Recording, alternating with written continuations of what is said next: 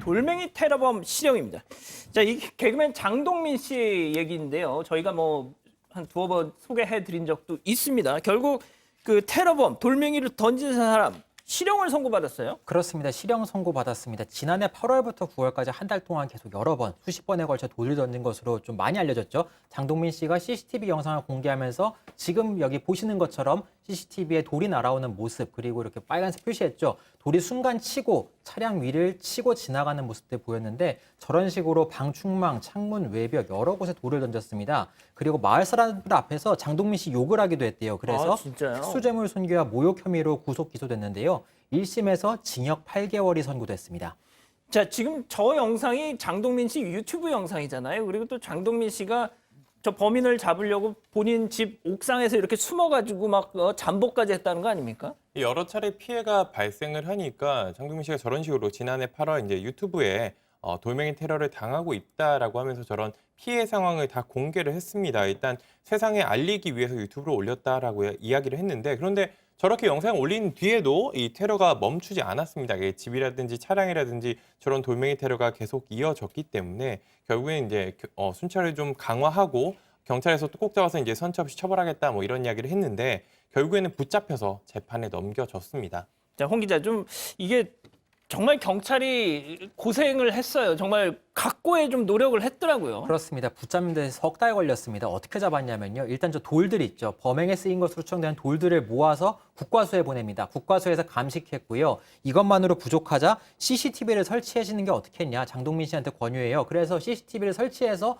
저런 장면들이 방금 보시는 것처럼 영상으로 남았고요. 이러한 증거들을 토대로 수사를 계속했는데 쉽지 않았습니다. 왜냐하면 피고인, 범인이 사전에 답사를 해놓고 우회로 있죠. 사각지대가 어디인지, 어디가 CCTV에 안 잡히는지 전부 확인한 다음에 용의주도하게 범행을 했습니다. 그리고 석 달 만에 붙잡혔는데도 처음엔 범행을 부인해요. 그러다가 입장을 바꾸는데요. 이때 자신이 도청과 해킹을 당했다. 장동민 씨가 나를 도청하고 해킹했다. 그래서 이 때문에 나는 범행을 했다. 자신을 감시한 것 때문이다. 장동민 탓이다. 이렇게 주장을 했습니다. 하지만 알고 보니까 두 사람은 전혀 모르는 사이였고요. 도청과 해킹이라는 주장은 과도한 피해망상 때문에 주장한 것으로 확인됐습니다.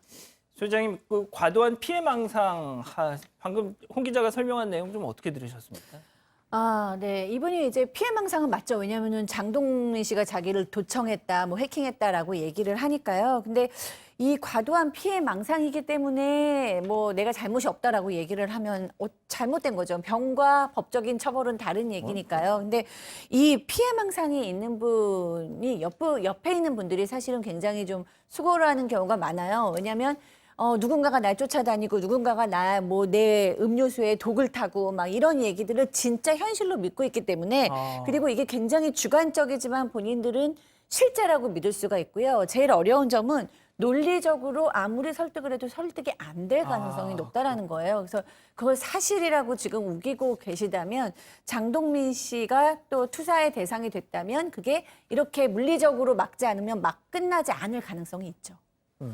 자, 재판에 넘겨졌어요. 이 네. 기자. 그런데 이제 결국 재판에 넘겨진 다음에 선처를 계속 호소를 했습니다. 왜냐하면 본인이 이제 과거 정신질환 진료를 받은 사실도 있고 갑자기 사진이 좀 깜짝 놀라긴 했는데 일단 이 정신적인 것 때문에 범행을 저질렀으니 이 부분을 좀 참작해 달라라고 이야기를 했습니다. 또 이제 장동민 씨 측과 이제 합의를 시도하려고 했던 점도 계속 이야기를 했는데요. 그래서 이런 점들을 좀 참작해서 선고를 해달라고 이야기를 했었습니다.